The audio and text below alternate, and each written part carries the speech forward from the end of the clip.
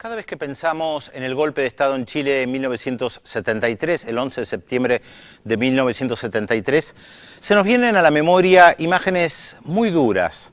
Por lo general, aquellas de los tanques o esas imágenes adustas del general Augusto Pinochet. Esta vez decidimos compartir con ustedes imágenes diferentes, mostrar a un Salvador Allende muy distendido en un diálogo con un amigo de él, Augusto Olivares, un periodista que se suicidó también en el Palacio de la Moneda el día del golpe, y Fidel Castro en su visita a Chile. Allende asumió el 4 de septiembre de 1970 y poco más de un año después Fidel Castro llegó en una visita oficial a Chile y se quedó casi 3 semanas y recorrió el país de punta a punta. Un Fidel todavía con mucha energía, 45 años, 12 años después del triunfo de la revolución, el aura de la revolución cubana todavía era muy fuerte y además había varios movimientos guerrilleros en América Latina que justamente levantaban las banderas de la revolución cubana. Sin embargo, en Chile, Salvador Allende había elegido un camino diferente, lo que se llamó la transición pacífica al socialismo. Él había triunfado al Frente de la Unidad Popular con un programa realmente muy radical para tratar de provocar profundas transformaciones estructurales en Chile. De hecho, el 11 de julio de 1971, antes de la llegada de Fidel Castro, él nacionaliza el cobre. ¿Qué vamos a ver hoy? Realmente un diálogo distendido entre dos estadistas, un Fidel muy respetuoso respecto de la figura de Salvador Allende, aunque en ese momento había un debate. Estaba muy claro que lo que impulsaba a Cuba eran los movimientos armados para la toma del poder, como había sucedido en Cuba. Buscaban la revolución por la vía armada. En Chile se buscaba un camino diferente. Vamos a ver un diálogo, les reitero, muy distendido entre dos estadistas que no se privan de comentar nada de lo que estaba pasando en ese momento en Chile y en Cuba.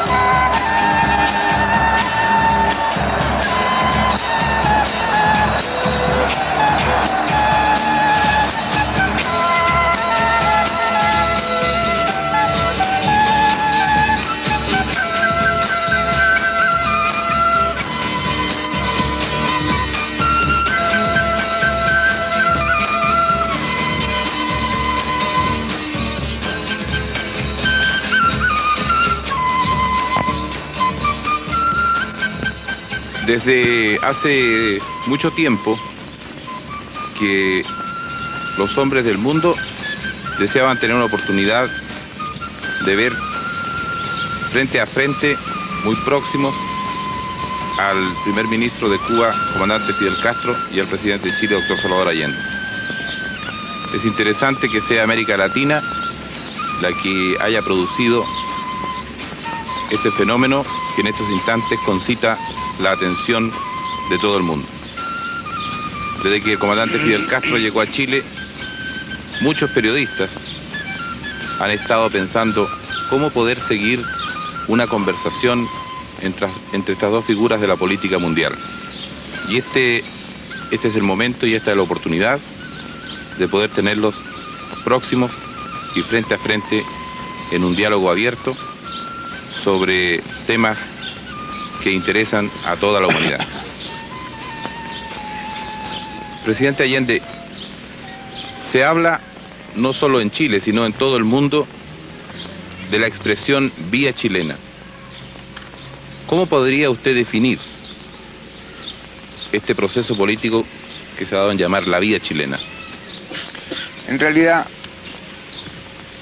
la denominación de vía chilena podríamos decir casi que es una exageración, pero yo creo que más que nada tiende a tipificar algo que está de acuerdo con nuestra realidad, nuestra historia y nuestra tradición. Pueblos que luchan por su emancipación tienen lógicamente que adecuar a su propia realidad las tácticas, ¿no?, y la estrategia que ha de conducirnos a las transformaciones. Chile, por sus características, por su historia, es un país en donde la institucionalidad burguesa ha funcionado a plenitud y en donde dentro de esta legalidad burguesa el pueblo sacrificadamente ha ido avanzando y consiguiendo conquistas, ha ido concientizándose, ha ido comprendiendo que no es dentro de los regímenes capitalistas y del reformismo en donde Chile podrá alcanzar la dimensión de país dueño de su independencia económica y capaz de llegar a niveles superiores de vida y de existencia. Hay que considerar entonces que Chile tiene condiciones diferentes a otros países. Quiero, por ejemplo, destacar que el Congreso chileno ha tenido 160 años de ininterrumpido funcionamiento. Quiero hacer ver que las Fuerzas Armadas chilenas son Fuerzas Armadas profesionales, que a lo largo de nuestra historia han estado al margen de una acción política propiamente tal. Por último, y es lo más importante, la clase obrera chilena ha tenido una participación activa, ha tenido una participación directa en la formación de una conciencia y en las luchas populares. Hemos dicho que la revolución chilena la haremos en pluralismo, democracia y libertad. Cada uno de estos aspectos habría que profundizarlo y tú comprendes que es imposible. Sin embargo, el factor fundamental es y será siempre la clase obrera y su unidad. Comandante Castro, respecto a lo que plantea el presidente Allende, ¿hay interés permanente de profundizar en cómo se produce la incorporación de la clase obrera y cómo entra la clase obrera como protagonista en el proceso de la Revolución Cubana? Nosotros hemos definido este problema de esta forma. La lucha armada guerrillera que inició un reducido grupo de hombres fue algo así, como un motor pequeño que permitió arrancar el gran motor de la historia, que son las masas. El movimiento obrero en Cuba, durante los últimos gobiernos, tanto el gobierno corrompido de Prío como el gobierno tiránico de Batista, estaba controlada por dirigentes oficiales que virtualmente habían tomado por asalto a los sindicatos, asesinando dirigentes comunistas y dirigentes obreros honestos. En esa situación, cuando triunfa la revolución, había una situación muy especial. No había dirección oficial obrera, pero había un apoyo total y absoluto de la clase obrera al movimiento revolucionario, que es un movimiento que se gestó con obreros y campesinos. Nuestros soldados guerrilleros eran hombres de la zona, campesinos y trabajadores y obreros. Y algunos intelectuales, o que pudiera llamárseles intelectuales por su procedencia o por su condición de haber estudiado en la universidad, que éramos nosotros, algunos de nosotros, no todos. En esas condiciones nuestro movimiento, que era un movimiento genuinamente revolucionario, se ganó el apoyo total de la clase obrera. Y así, al final de la guerra, en un momento crítico, mediante una estación de radio y sin contar con ninguna dirección organizada, se paralizó en cuestión de minutos a todo el país, mediante un llamado del ejército rebelde a través de sus emisoras radiales. Y eso fue en un momento en que ellos trataron de hacer una maniobra, un golpe de Estado a última hora, un factor decisivo en el aplastamiento de Batista y en impedir que se pudiera hacer ningún tipo de maniobra. Es decir, fue factor decisivo en la toma del poder en ese minuto. Y claro, después del triunfo de las armas, la clase obrera pues se organizó, se preparó y constituyó el baluarte, constituyó la masa de combatientes. Mientras nosotros por un lado continuamos desarrollando nuestro pequeño ejército, que llegaron a convertirse en poderosas fuerzas armadas, al mismo tiempo, en caso de lucha, en caso de agresión al país, lleva detrás todo el pueblo organizado, encuadrado en sus unidades militares, de manera que nosotros podemos decir que en nuestro país todos los obreros son soldados. Y también a la vez, como no hemos visto en la necesidad de tener muchos hombres sobre las armas, y esos hombres en determinado momento tienen que participar en la producción, decimos también que todos los soldados son obreros. Presidente, la clase obrera, de acuerdo con las dos respuestas de ustedes, pasa a ser el elemento protagonista dentro del proceso. Hay un elemento, el escenario. ¿Usted podría hablarnos un poco de la tradición chilena, de la tradición de lucha y del estilo del país? Claro. A propósito, ahí se oyen algunos gritos que son de mis vecinas. Al lado hay un colegio, el Sagrado Corazón, y quieren verte. Bien, para contestar la pregunta de Augusto Olivares, quiero decirte, Fidel, que lógicamente Chile tuvo, por las características mismas de su régimen, la posibilidad de que la clase obrera se organizara. Nació el movimiento obrero chileno en zonas controladas por el imperialismo, y que siempre tuvo una conciencia antiimperialista. En el Salitre, Luis Emilio Recabarren fue el organizador, el orientador, el dirigente de la clase obrera. Y las luchas del proletariado chileno en el campo sindical llevaron muchas veces, como en la mayoría de los países también, a la represión violenta.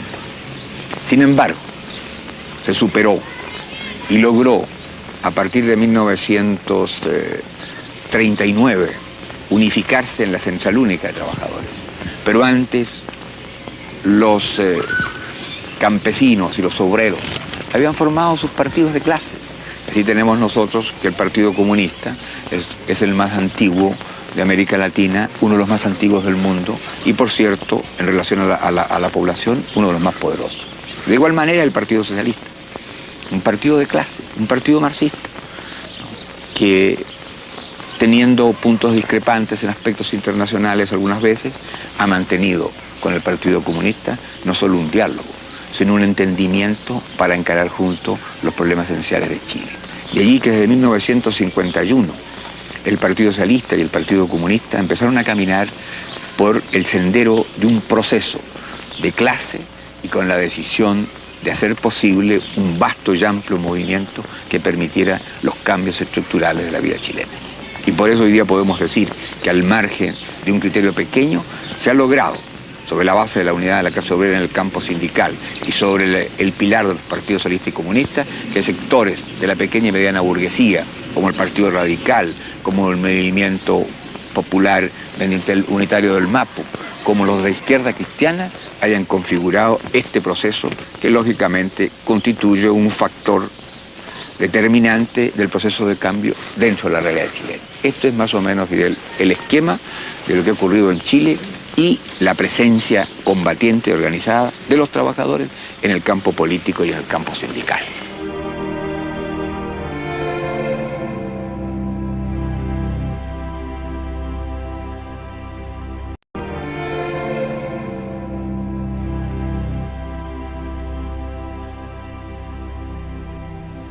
está muy acostumbrado a ver imágenes de Fidel Castro cuando se dirige a multitudes, con mucho entusiasmo, con mucho fervor. Lo mismo pasaba también con Salvador Allende. Uno también está acostumbrado a ver esas imágenes de fervor. Acá vemos algo diferente. Están los dos distendidos, un periodista en el medio, muy amigo de Salvador Allende, cómplice se puede decir, pero punzante también en las preguntas. Y es interesante que hablan de temas que tienen mucha actualidad. Hablan del rol de los medios de comunicación. El rol de los medios en Chile fue fundamental para la caída de Salvador Allende. Hablan del futuro incierto de los jóvenes. Por supuesto que la realidad cambió mucho si uno piensa lo que han pasado en estos últimos 40 años. Y ya hablan de la posibilidad de la interrupción por la vía violenta del proceso de transición pacífica al socialismo. Alertan sobre la posibilidad de un golpe. Pero también es verdad, fíjense, que Salvador Allende resalta una y otra vez la lealtad de las Fuerzas Armadas. Pero Fidel Castro ya menciona la palabra fascismo, que es lo que se vio justamente después del golpe. Vamos a ver la segunda parte del documental. La motivación de los pueblos en su lucha a través de la historia es variadísima. ¿Cómo podría usted definir, comandante, la motivación de la lucha del pueblo cubano? Bueno, yo creo que la motivación ha sido la misma. Los pueblos históricamente han luchado por su libertad. Esas fueron las causas, por ejemplo, de las luchas nacionales. Si te remontas un poco más atrás, te encuentras siempre que hubo grandes luchas por la supervivencia, grandes luchas sociales dentro de cada uno de las sociedades que se han conocido a lo largo de la historia, porque aparte de la lucha de los pueblos por su existencia, frente a otras comunidades, han existido las luchas en el interior de las comunidades, como han sido las grandes luchas sociales. Digamos, por lo menos de acuerdo con nuestra concepción, que el gran motor de la historia han sido las luchas de las masas oprimidas contra los opresores. Y eso está perfectamente estudiado y se conoce desde que existen las clases en la sociedad humana. En nuestro país existía la doble motivación de un país sometido y humillado por el imperialismo, y además dentro de esa situación una gran masa de campesinos sin tierra, una gran masa obrera explotada, unas condiciones de miseria espantosa, falta total de asistencia médica para las capas pobres de la población, deficiente sistema educacional, un porcentaje altísimo de analfabetos, falta de perspectiva para la juventud, cientos de miles de desempleados, es decir, que había una situación social desesperada. Podríamos decir que la gran motivación de nuestro pueblo era la lucha por la vida. ¿Qué porcentaje de Fidel tenía usted de desempleo? Más o menos. Bueno, era muy grande.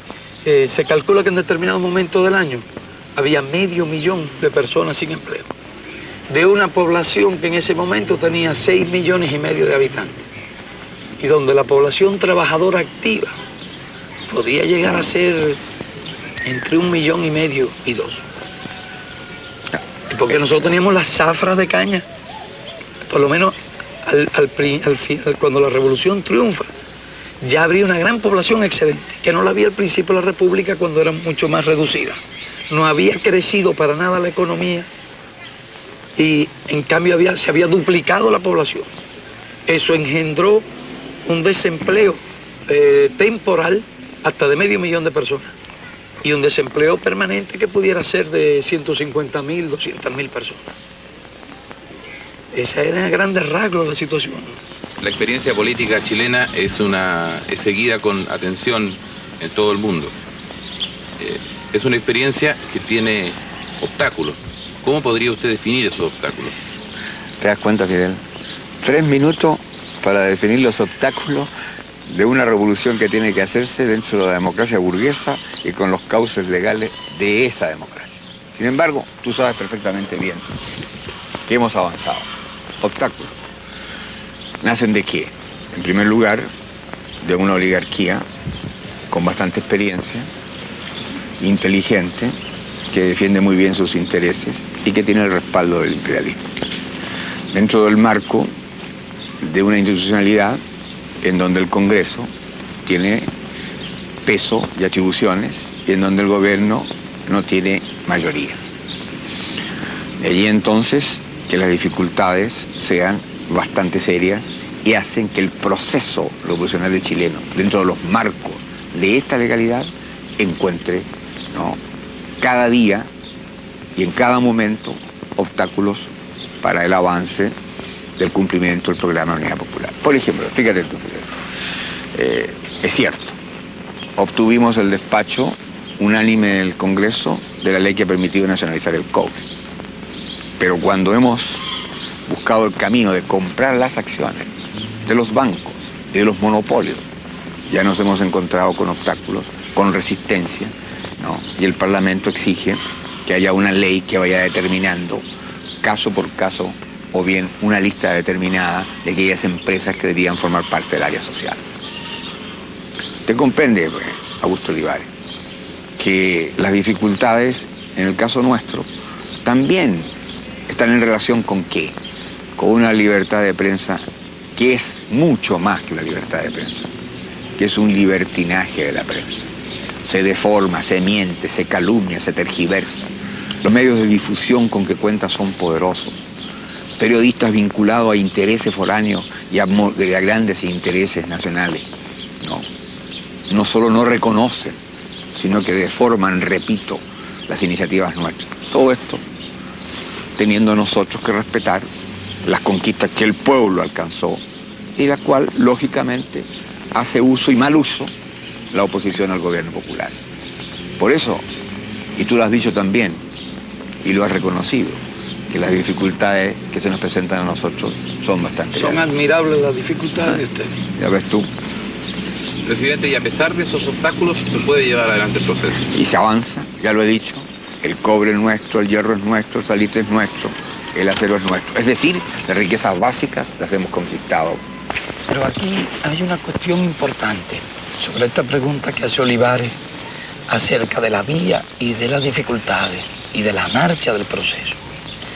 Y es que el pueblo chileno, en virtud de esa tradición, de la estabilidad de sus instituciones, de sus partidos de izquierda organizados, que logró hacer un aglutinamiento de fuerza suficiente para obtener la victoria en el campo electoral y que efectivamente ha emprendido una serie de cambios de estructura muy importantes y algunos de gran trascendencia histórica, como la recuperación del cobre, del salitre, el control de los bancos. Todas esas medidas han afectado profundamente los intereses de los monopolios de Estados Unidos y han afectado también intereses de los sectores oligárquicos del país. Entre ellos las medidas de aplicación a mayor ritmo, a mucho mayor ritmo, de la ley de reforma agraria. Y esta situación engendra una gran resistencia de esos intereses, que además controlan, como decía el presidente, grandes recursos de lucha. Partidos también tradicionales, con experiencia, habilidad, control mayoritario de los medios de divulgación masiva, experiencia en el arte de sembrar los temores, de explotar la ignorancia. Todos esos factores constituyen obstáculos formidables.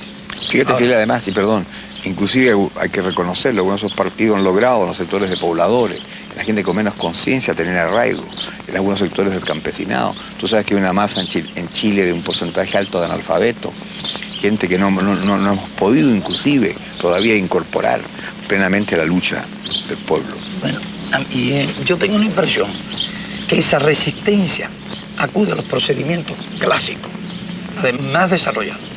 Y son procedimientos que nosotros calificamos de fascistas. Y que tratan, por tanto, de ganar masa.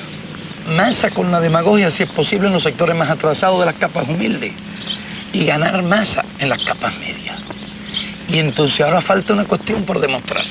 Si esos intereses se resignarán pasivamente a los cambios de estructura que la Unidad Popular y el pueblo chileno han querido llevar adelante.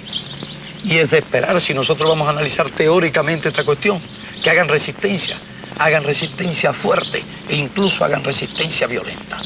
De manera que sea un factor que no se puede descontar en absoluto de la actual situación chilena, a mi juicio, que es el juicio de un visitante, que viene de un país que está en otras condiciones y que es como un viaje de un mundo a otro mundo. Tú lo has dicho y yo creo que es muy justo. Los revolucionarios nunca han generado la violencia. Han sido los sectores y los grupos golpeados por la revolución, lo que generan la violencia en la contrarrevolución. Mantuvieron los sistemas por la violencia y lo defienden por la violencia. Comandante, tanto usted como el presidente Allende se han referido a los obstáculos que encuentra el proceso revolucionario chileno. ¿Usted podría hablar de los obstáculos que ha encontrado el proceso revolucionario cubano? Mira, nuestra lucha se inicia en medio de un régimen tiránico y sangriento que mantenía el poder mediante una represión brutal, sin ninguna de las circunstancias políticas que tuvieran similitud con la situación de Chile. Totalmente distinto. Entonces se desarrolla una guerra revolucionaria. Se llega al gobierno mediante una guerra victoriosa del pueblo. En esas condiciones de llegada al gobierno ya había suprimido en el proceso de la lucha y al desplomarse virtualmente todo el sistema, los obstáculos principales. No quedó aquel parlamento fraudulento que había establecido como toda una máscara para darle alguna forma legal al gobierno de Batista. Todo aquello se vino abajo con el régimen. En el momento de la derrota huyeron casi todos del país y entonces se estableció un gobierno revolucionario donde el Consejo de Ministros tenía las facultades legislativas y ejecutivas. Eso facilitó mucho la formulación de las leyes y la adopción de las medidas pertinentes. Hubo lucha, desde luego, hubo resistencia, pero desde luego el obstáculo principal nuestro fue de orden exterior, porque chocamos lógicamente de inmediato con los intereses imperialistas.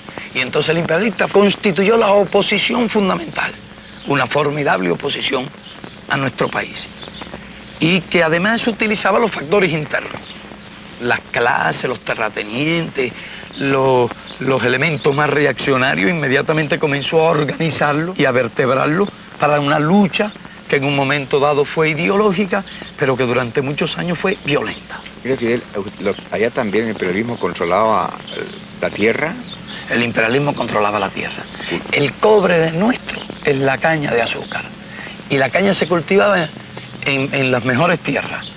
Y las mejores tierras cañeras eran de la United Fruit Company y de otras numerosas compañías de Estados Unidos. De manera que nuestra ley de reforma agraria nos hace chocar de inmediato contra los intereses imperialistas. Te hice esa pregunta porque es distinto. Aquí controlaban las minas, allá controlaban las tierras. Exactamente. La diferencia era que nosotros no teníamos esos obstáculos de que hablaba el presidente, indiscutiblemente. Lo que sí tuvimos fue una lucha muy frontal del imperialismo que ha durado estos 13 años. ¿Sigue siendo el imperialismo el obstáculo principal en el proceso? Nosotros diríamos que el obstáculo de orden objetivo fundamental es ese. Luego hay obstáculos de orden subjetivo. Nosotros no hemos tenido tiempo todavía de desarrollar toda una nueva generación de técnicos, de ingenieros. Eso llevan 20 años por lo menos. Hemos trabajado muy duramente en eso, pero nos encontramos niveles de ignorancia, niveles de subdesarrollo técnico. Perdón, Fidel, en el campo médico, te hago esa pregunta, porque tú sabes que yo soy médico. Sí. ¿Cuántos médicos tenían y cuántos se fueron de Cuba? Teníamos 6.000 y ellos lograron llevarse de Cuba 3.000 médicos. Nos redujeron a la mitad. ¿Y han logrado ahora? Ahora tenemos 8.000. Extraordinario. Y más de 5.000 estudiando en la universidad, y estudiando con una gran calidad y bien repartidos. Por eso nuestros servicios médicos hoy son realmente, pero muy buenos, dentro de nuestra situación de recursos materiales, y mejoran día a día, y se ganan importantes batallas contra las enfermedades. Hemos erradicado muchas enfermedades infecciosas, e incluso la tuberculosis está prácticamente casi erradicada en nuestro país. Numerosos hospitales antituberculosos ya se están transfiriendo a policlínicos, hospitales materno-infantiles, de manera que ese es un ejemplo. Hicieron lo mismo con los ingenieros. El proceso chileno ha sido distinto. Aquí no ha habido éxodo de profesionales, pero en cambio el drenaje de cerebro, de capacidad técnica, ha sido extraordinario. Y ese es uno de los problemas de los países en vías de desarrollo. Pero es otro tipo, Claro. Es un drenaje sistemático de las mejores, de la gente más preparada. Mientras que nosotros nos hicieron un drenaje Masivo. específico y masivo, para llevarnos no solo con los mejores cerebros, sino llevar el máximo número de técnicos y de obreros calificados. Pero es extraordinario lo que han logrado ustedes. Coincidiendo, presidente, con la visita del primer ministro Fidel Castro, se ha producido un repunte de los sectores adversos a su gobierno. ¿Qué juicio? Y qué manera tan fina de llamar sectores adversos. ¿Te das cuenta, Fidel? Es la prensa de que tú hablabas. Yo tengo objetivo, comandante, así que tengo que hacer una pregunta. ¿Y acaso cree que es objetivo llamar con tanta finura a la antítesis de este proceso? Por eso, justamente, eso es lo que quería entrar en la pregunta. ¿Qué piensa usted, presidente, que se produciría en Chile si la contrarrevolución se alzara? En primer lugar, creo que es útil destacar, como usted lo ha dicho, Augusto Olivares, que se ha recrudecido el proceso con la presencia de Fidel. Es lógico. De manera que yo tengo la culpa, ¿no? No, pero ellos saben lo que significa la presencia de Cuba y la presencia de Fidel Castro en Chile. Ellos tienen conciencia de que es vitalizar el proceso revolucionario latinoamericano. Ellos tienen la evidencia de que la unidad de nuestros pueblos es un factor indiscutiblemente que fortalece la voluntad y la decisión de los pueblos para romper la dependencia. Además, es indiscutiblemente, ¿no?, contribuir a terminar con el aislamiento intencionado, ¿no?, de Cuba. Por eso que ha recrudecido. Y además también porque a ellos les duele profundamente, Fidel, el éxito que tú has tenido. El hecho que mineros, campesinos, obreros, soldados, sacerdotes hayan dialogado contigo, las grandes manifestaciones de masa, claro, lógicamente, han sido de cariño y de afecto para ti la Revolución Cubana, pero también en el fondo, ¿no?, de apoyo al gobierno, porque es el gobierno del pueblo el que ha hecho posible tu presencia aquí, ¿verdad? Es cierto, pero te voy a decir una cosa. La mano del imperialismo está detrás de todo eso, sin ninguna duda. Porque nosotros tenemos bastante experiencia y sé cómo actúan. Nosotros. Y cierto aceleramiento de esas actitudes y ciertas tácticas y la forma en que se han producido, y precisamente durante la visita, y cuando estaba una gran parte del mundo con los ojos puestos en el resultado del diálogo entre nosotros y del encuentro entre nuestros pueblos y nuestros procesos.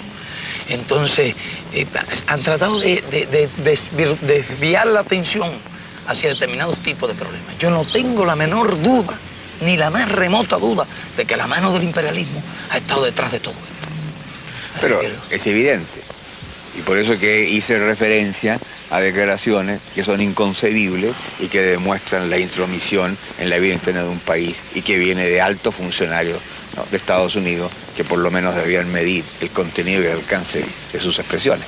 Pero no solo inconcebibles, sino coincidentes. Claro, prácticamente el mismo día. Exacto. Bueno, pero volviendo, ¿no?, a retomar la curiosidad de Augusto Olivares. Efectivamente, nosotros también hemos siempre tenido en cuenta que la contrarrevolución pretendería alzarse. Y frente a ellos, ¿cuál será la respuesta? La respuesta del pueblo, organizado, disciplinado, la unidad popular, la lealtad de las Fuerzas Armadas y de Carabineros tradicionales, en el sentido respetuoso de la Constitución y la ley. Nosotros tenemos conciencia además que el proceso chileno es irreversible. Quiero insistir, Augusto. El proceso chileno es irreversible. El pueblo está en el gobierno. Si lograran ellos lo que no van a conseguir, derrocar a este gobierno, Chile caería en el caos, en la violencia, en la lucha fratricida. Y en el fascismo. Y por cierto, claro, por una cosa, el imperialismo que ha estado y está detrás de todos los procesos para atajar la revolución, que significan los cambios y su derrota, en Chile no va a poder desembarcar. En Chile no va a intervenir materialmente, pero busca otros caminos. ¿Cuál es? Alentar a los grupos reaccionarios e incubar a los grupos fascistas, que utilizan la demagogia y movilizan los grupos de menor conciencia social. Pero yo tengo la seguridad y la certeza absoluta de la respuesta implacable y dura del pueblo. Y personalmente, yo cumplo una tarea. Yo no estoy allí para satisfacer una vanidad personal, ni honores. Yo soy un luchador que toda mi vida he dedicado mi esfuerzo y mi capacidad a hacer posible el camino al socialismo. Y cumpliré el mandato que el pueblo me ha entregado. Lo cumpliré implacablemente. Cumpliré el programa que le hemos prometido a la conciencia política de Chile. Y aquellos que desataron siempre la violencia social, si desatan la violencia política, si el fascismo pretende utilizar los medios con que siempre arrasó a los que pretendieron hacer la revolución, se encontrarán con la respuesta nuestra y mi decisión implacable. Yo terminaré de presidente de la República cuando cumpla mi mandato. Tendrán que acribillarme a balazos, como lo dijera ayer, para que deje de actuar. No defiendo una cosa personal, defiendo al pueblo de Chile en su justo anhelo de hacer las transformaciones que le permitan vivir en dignidad, con un sentido nacional distinto y hacer de Chile un país independiente, dueño de su propio destino. Yo creo que eso es una posición clara. Yo realmente admiro mucho ese pronunciamiento tuyo y realmente te felicito. Y estoy seguro que eso será una bandera para el pueblo, porque donde los dirigentes están dispuestos a morir, el pueblo está dispuesto a morir y dispuesto a hacer lo que sea necesario. Y eso ha sido un factor muy esencial en todo proceso político revolucionario. Por eso yo estimo mucho esas declaraciones que ayer hizo también el presidente en el acto de masa y acaba de reiterar hoy. Sí. No queda otra posibilidad que también hacerles entender a ellos que este no es un proceso de un hombre. Este es un pueblo consciente, con dirigentes que sabrán continuar el camino en el evento que algo ocurriera. Ya tenemos nosotros la presencia de los trabajadores, dirigiendo las empresas, actuando en los ministerios, participando en las resoluciones fundamentales. La Central Única de Trabajadores es un pivote junto a los partidos de la Unidad Popular de este proceso y por lo tanto hay una base de sustentación que es el pueblo. Y eso tú sabes perfectamente bien que es invencible. Comandante, tanto el presidente Allende como usted han hablado todo el tiempo del imperialismo como principal enemigo de los procesos revolucionarios de ambos países. Resulta casi inexplicable la supervivencia del proceso cubano a 90 millas de los Estados Unidos. ¿Cómo puede usted definir las características de ese proceso? Bueno, y ahí tiene un conjunto de factores. Primero, la revolución ocurre en un momento en que la correlación de fuerza del mundo está cambiando, aunque realmente todavía a nuestro juicio en el 59 favorecía al imperialismo. Y ellos inicialmente ensayan una serie de armas, cualquiera de las cuales habría bastado en otras circunstancias para destruir un gobierno. No se dieron cuenta del tipo de gobierno que se había formado, con una fuerza que se desarrolla en el combate, que logra un gran apoyo de la nación. Ahora ellos intentan destruirnos, apenas hicimos algunas leyes que cambiaban la estructura y que chocaban con sus intereses, como fue la ley de reforma agraria, con el bloqueo económico. Digamos, nos suprimieron la cuota azucarera, nos suprimieron totalmente los combustibles. Eso habría bastado para crear una situación muy difícil a cualquier país. Claro, habría desalentado inmediatamente a las capas más débiles, más atrasadas, más cobardes, habría movilizado a sus aliados sociales. Pero en Cuba, ¿qué ocurrió? En Cuba estaba el pueblo y eso sirvió para energizarlo, levantar el espíritu. Pero además pudimos contar en ese momento con la solidaridad internacional. Desde el punto de vista económico, fue muy importante y muy decisiva para nosotros en ese momento que la Unión Soviética nos compró el azúcar. ¿Y el petróleo, Fidel? Y nos abasteció de petróleo. Eso te preguntaba. Fueron dos factores muy importantes. ¿Cuánto petróleo al año? En ese momento consumíamos unos 4 millones de toneladas. Qué importante. Y ellos producían 100 y tantos millones. Fue un gran esfuerzo. No tenían la producción de hoy y la flota de transporte que tienen hoy. Pero entonces ellos, los imperialistas, intentaron ya el empleo de las armas. Y fueron a usar el procedimiento de Guatemala, una invasión de mercenarios desde el exterior. Indiscutiblemente subestimaron una vez más al pueblo. Y la invasión fue totalmente aplastada. Después estaban planeando ya otras medidas, otras agresiones con intervención directa de su fuerza. Y fueron esos factores los que originaron las medidas que condujeron a la crisis de octubre. Ellos han utilizado armas políticas, armas militares, armas económicas. Pero nosotros hemos logrado desarrollar un pueblo muy unido, en que no hay ningún factor diversionista, no hay elemento de división. Hemos creado una gran igualdad, una gran unidad. En nuestro pueblo, hombres y mujeres están dispuestos a pelear. En nuestro país, hombres y mujeres están dispuestos a luchar hasta la última gota de sangre. Y eso el imperialismo lo sabe. Y por eso nos respeta. Y yo no creo que tenga ya ni la más remota posibilidad de aplastar a la revolución. Y en todo caso tendría que aplastar el país. Y nosotros, con relación a eso, tenemos una frase de Antonio Maceo, que fue uno de nuestros más valerosos combatientes de la independencia. Quien intente apoderarse de Cuba, recogerá el polvo de su suelo, anegado en sangre, si es que no perece en la demanda. Y eso es lo que nosotros podemos decir hoy, y tenemos la completa seguridad de que sería así. Además de que nos resulta tan fácil, desde el orden, desde el punto de vista militar, resolver determinadas misiones, porque en determinados puntos nosotros podemos lograr una correlación de fuerza, por lo menos en tierra, similar a la de un grupo de las mejores divisiones de infantería de Estados Unidos. Eso es una cosa clara y ellos lo saben. Pero saben que tenemos además la solidaridad del campo socialista y las consecuencias que pudieran tener una guerra de ese tipo de exterminio, un genocidio contra Cuba. Entonces estos son los factores que explican la solidez, la fortaleza y la seguridad de nuestro pueblo en la revolución. Ya no es época de genocidio, eso el mundo te lo rechaza violentamente y la conciencia de los pueblos se levantará ante cualquier amenaza de ese tipo. Nosotros podemos levantar 600.000 hombres sobre las armas en cuestión de horas. Presidente Allende y comandante Castro, ustedes se han reunido en muchas oportunidades en Cuba, pero es esta la primera vez y es Chile el encuentro de ustedes dos como gobernantes. La atención de todo el mundo ha estado concentrada sobre estas conversaciones que ustedes han tenido, sobre la visita al comandante Castro, y especialmente América Latina, en la que ha estado pendiente. ¿Qué le parece a usted, presidente, este encuentro de ustedes como gobernantes de dos pueblos que están en el proceso revolucionario frente al cuadro de una América Latina explotada? La verdad es que tenemos que considerar que Cuba y Chile constituyen la vanguardia de un proceso que tiene que afectar al resto de los pueblos latinoamericanos. Yo diría más que al resto de los pueblos explotados del mundo.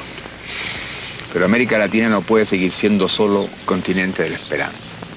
Hay que imaginarse lo que significa la brecha, la distancia que separa a nuestros países, dependientes en lo económico y sometidos en lo político, de los países del capitalismo industrial y de los países socialistas.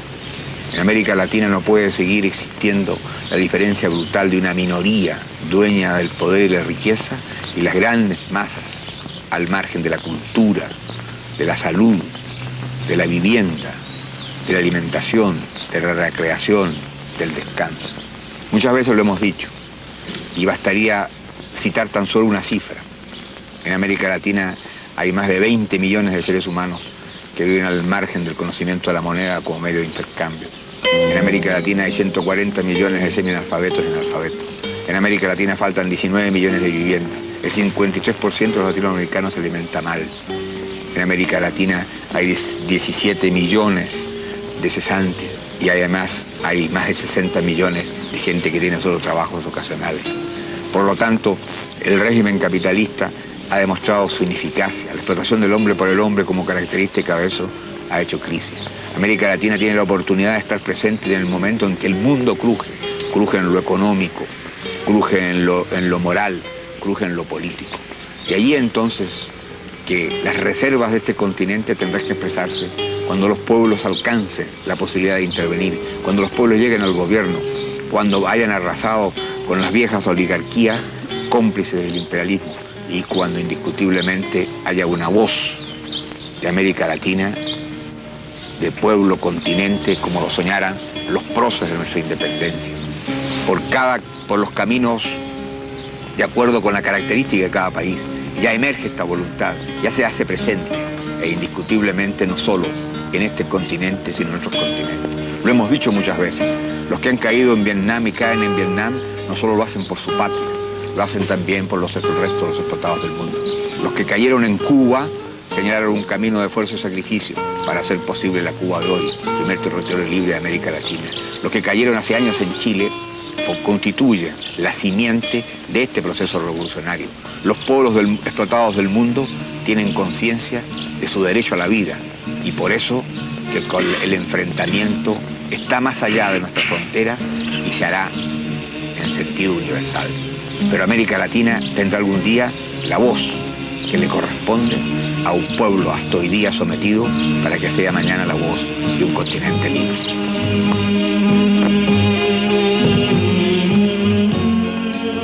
Pero nosotros consideramos que este continente tiene en su vientre una criatura que se llama revolución, que viene en camino y que inexorablemente por ley biológica, por ley social, por ley de la historia, tiene que nacer. Y nacerá de una forma o de otra. El parto será institucional, en un hospital, o será en una casa. Serán ilustres médicos, o será la partera quien recoja la criatura. Pero de todas maneras, habrá parto. América está dormida, pero no por mucho tiempo. Ya empieza a soplar el viento que trae la libertad. América está dormida, pero no por mucho tiempo. Ya empieza a soplar el viento que trae la libertad.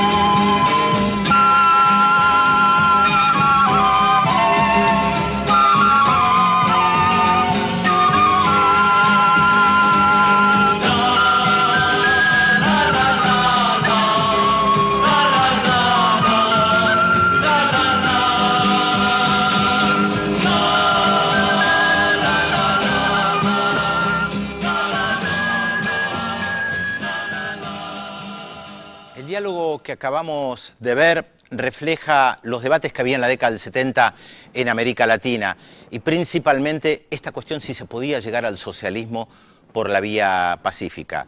Sin llegar a ninguna conclusión, lo interesante es justamente lo que estaban planteando por un lado Salvador Allende y Fidel Castro. Allende dice, yo cumpliré con mi programa, yo voy adelante con este programa radical que incluyó la nacionalización del cobre, de los salitres, de los bancos. Ustedes veían en las imágenes la recorrida que hizo Fidel Castro en Chile durante esas 3 semanas. Hay muchas fotos que han quedado grabadas en la retina. La revista Punto Final, que salía en ese momento en Chile, cubrió la visita de Fidel Castro, y hay algunas fotos que son verdaderas perlitas, como por ejemplo ver a Fidel Castro caminando junto al general Augusto Pinochet. Fidel Castro en esa visita no se privó de nada. Visitó el norte, la zona de los salitres, las zonas de la famosa matanza de Iquique de 1907, las minas de cobre de Chuquicamata, que incluso hay un diálogo muy gracioso porque él dice, puedo decir Chuqui, porque la mayoría les cuesta decir Chuquicamata y los mineros le dicen, no, queremos ver si puede decir Chuquicamata. Esto no lo vimos en el documental, pero es parte de las anécdotas que se contaban por esta visita de Fidel Castro, que estuvo también en el sur, en los pozos petroleros en Tierra del Fuego. Se encontró con estudiantes, con obreros, con el arzobispo Silva Enrique de Santiago, se encontró con sacerdotes, recibió un conjunto de sacerdotes progresistas en la Embajada de Cuba, una foto muy linda donde se lo ve sobre un banquito dialogando con el resto de la gente, que están todos sacerdotes sentados en el piso prestándole atención. El 29 de julio de 1973, meses antes del golpe, Fidel Castro le escribe una carta que es bastante significativa, porque el 29 de junio hubo un ensayo de golpe de Estado en Chile conocido como el tancazo o el tanquetazo. El 29 de julio Fidel le escribe desde La Habana una carta a Salvador Allende, elogia su propósito de continuar con el proceso revolucionario sin contienda civil, son las palabras textuales de Fidel Castro, su decisión de ofrendar la vida, y también le ofrece ayuda. Él sabe que no tiene mucho para dar, sin embargo, es la solidaridad cubana, ofrece la ayuda. Yo les voy a recomendar 2 libros, ustedes saben, cuando vemos un documental, a mí me gusta recomendar algunos libros. Uno que se llama Salvador Allende, la conspiración contra Chile, es un conjunto de discursos de Salvador Allende. Acá se puede entender muy bien lo que es el programa de la Unidad Popular a través de las propias palabras de Salvador Allende, y tiene una perlita, que es el discurso de Fidel Castro después del golpe de Estado, a fines de septiembre en La Habana, donde habla justamente del golpe de Estado en Chile. Y el segundo que les quería mostrar es un libro chileno, la editorial LOM, ¿Qué hacía yo el 11 de septiembre de 1973? Un libro apasionante, varias figuras de la política, de las letras chilenas, que recuerdan qué pasó el 11 de septiembre de 1973. Y nosotros elegimos mostrarlo de una manera diferente, como les decía al principio, no los tanques, la figura de Pinochet, un diálogo distendido, de como pocas veces se lo veía a Salvador Allende, el presidente de Chile, conversando con Fidel Castro. Y yo creo que bien valía la pena. Hasta la próxima.